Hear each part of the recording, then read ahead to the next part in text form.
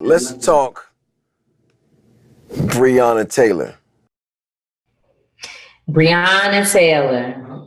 Breonna Taylor, man. I mean, Breonna Taylor is a real emotional topic for me. Right. When I think about Sandra Bland, Corinne Gaines, these are other women who also were killed. And they always come up with an excuse. She was, Corinne Gaines had a gun. Sandra Bland was too combative. She committed suicide. I mean, they come up with so many different excuses and we reject all of them. But we hear all of these excuses all the time. With Breonna Taylor, there's no excuse. Like, there's nothing. They can't even come up with anything except to say she happened to know somebody who could have been involved in some illegal activity. And so therefore it gave us free reign to terrorize and murder this woman, to terrorize her and Kenny Walker, her boyfriend, and to murder Breonna Taylor. And in fact, they terrorized the entire community because I have met a number of families and children who remember that night and they're still dealing with the residue of an experience, a horrific experience like the one that they went through. Wow. The entire community in Louisville will never be the same for what happened to Breonna. And for me, when I think about the fact that they can't come up with a real excuse, and that if association makes us candidates for execution, then the hell, any day, any moment, they may be coming through our doors. Right, all of us, yeah. Wow. So I fight for Breonna Taylor, but I really fight for the Breonna in me, the Breonna in Tamika, because it could happen to me literally at any moment if we accept how this young woman was killed and she did absolutely nothing. You can't even come up with, well, she cussed the cop out. Well, she drove over his foot. Well, she pulled out a weapon. You have nothing. All you have is that she knows somebody. And can you imagine if you and I were held to that standard of just who we know? Right. Oh, it's terrible. I know a lot of people do a lot of things. And some of them are in our family. Right. What do most people not know about the Breonna Taylor case? Well, I think, there's so much to that. It's a whole show to break down. There's some people who think she was sleeping in her bed. Right. There's other people who have tried to pull apart the relationship that she had with the young man who they were initially looking for, right? And I want to be careful with that because they were specifically going to Breonna Taylor's home.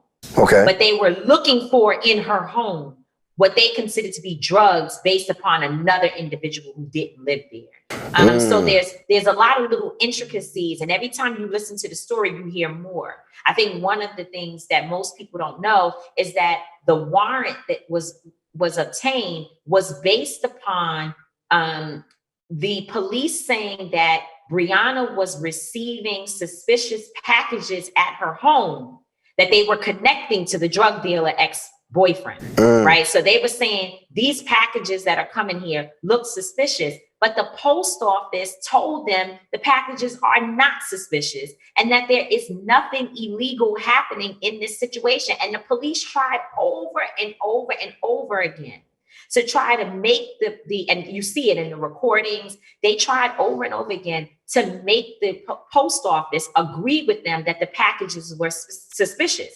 They would never do it. And in fact, it came out that she was receiving things from Amazon just like the rest of them. Right. But what I will say is, the intricacies of the case is one thing. But what I don't think we do enough is acknowledge Kenny Walker, Breonna Taylor's boyfriend, who was courageous enough to try to defend his castle, his woman, by shooting that one warning shot, which was within his right. It is the law that he had the right. If he thought that there was someone at the door who was threatening to them, he had the right to fire a warning shot. And that's exactly what Kenny Walker did.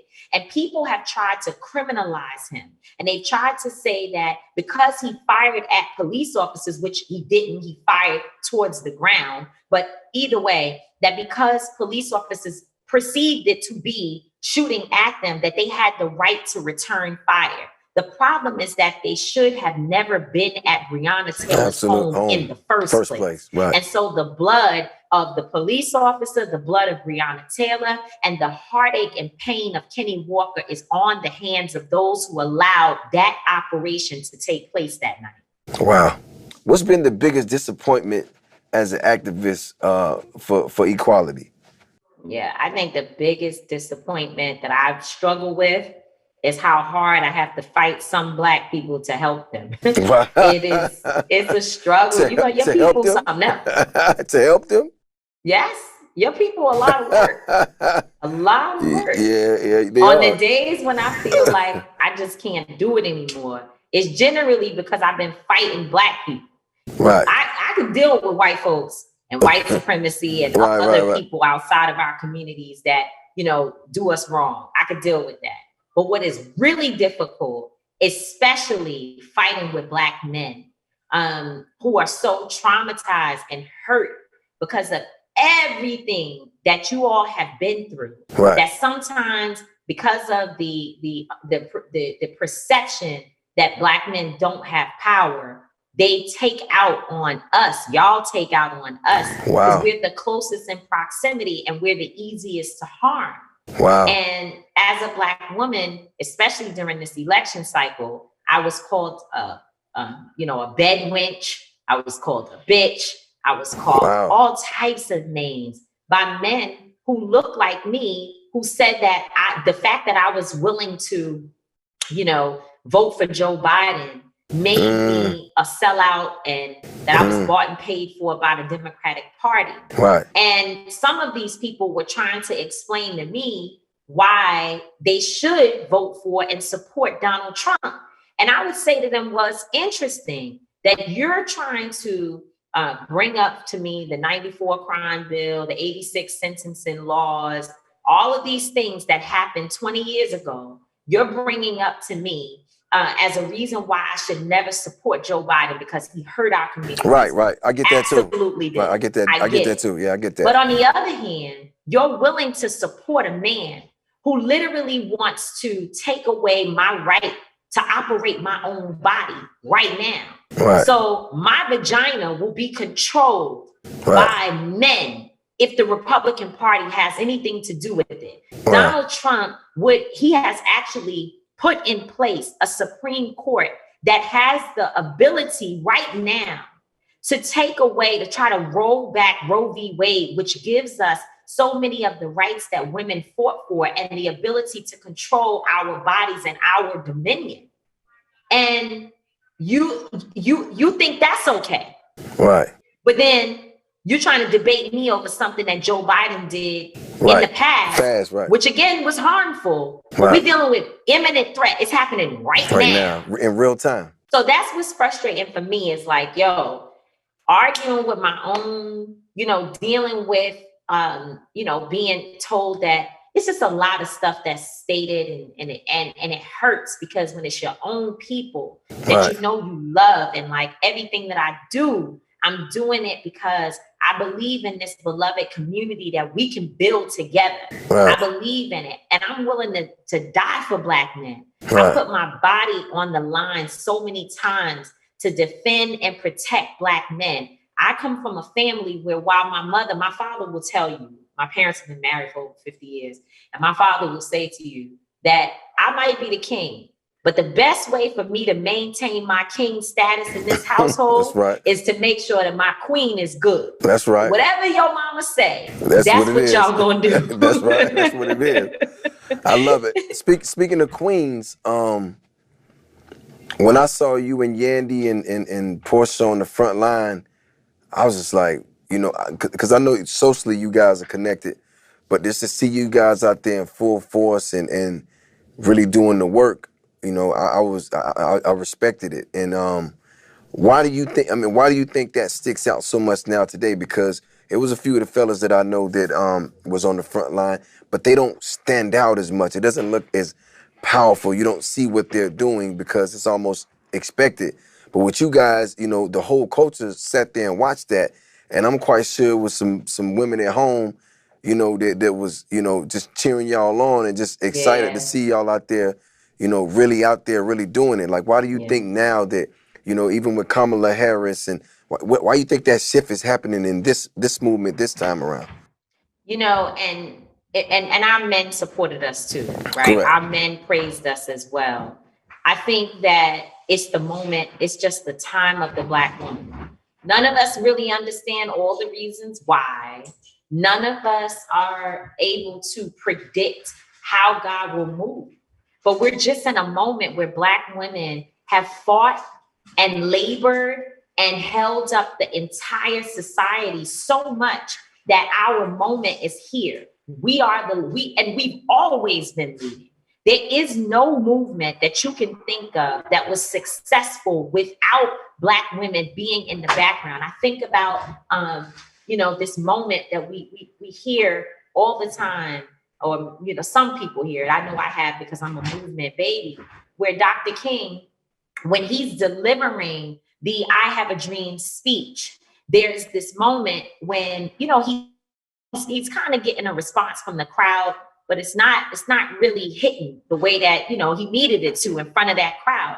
And they have clips where you hear Mahalia Jackson in the background saying, "Tell him about the dream, Martin. Tell him about the Wow. dream." And he Wow. begins, because he had said these things before. He had Right. talked about wanting to live, you know, in a world that was equal for all men and the whole thing. He had said all of that. But when she tells him, tell him about the dream, she edifies him, she fills him up and reminds him of these, you know, Right. this other little thing he has, the little secret weapon, and he hits it, and it ends up being one of the most historic speeches of all time, and it always will be.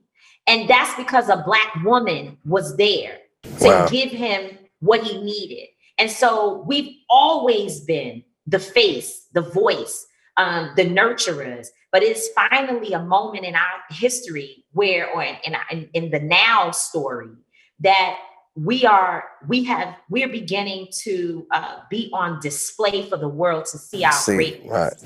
And I hope for a day where we no longer have to explain why we're so amazing, where the world just knows it and everybody just bows down and says, a Black woman is coming through. Let's get out the way. Because guess what? I grew up in a family that believes that we're supposed to bow down to the Black man. Right. And I always will. I'll protect, provide, defend the Black man forever.